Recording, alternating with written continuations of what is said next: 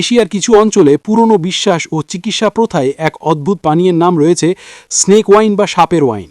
শতাব্দীর পর শতাব্দী ধরে মানুষ এটিকে পান করছে এবং অনেকেই ভেবে থাকেন এতে রয়েছে ঔষধি গুণ।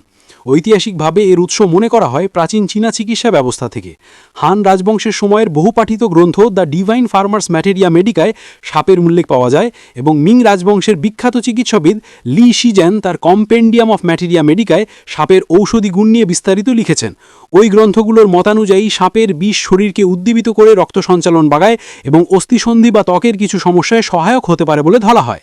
চীন ছাড়াও দক্ষিণ কোরিয়া, জাপান এবং ভিয়েতনামে স্নেক ওয়াইন প্রচলিত। জাপানের অকিনাওয়া দ্বীপে এই পানীয়কে বলা হয় হাবুসু এবং সেখানে হাবু নামের এক ধরনের সাপ ব্যবহার করে এটি তৈরি করা হয়।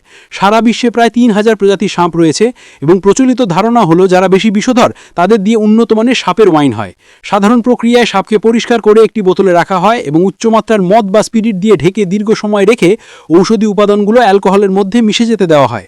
তবে জানা উচিত যে এই পানীয়ের বিষয়ের অনেক অংশ ঐতিহ্যগত বিশ্বাসের উপর নির্ভরশীল এবং বৈজ্ঞানিকভাবে সব দাবির সমর্থন নেই।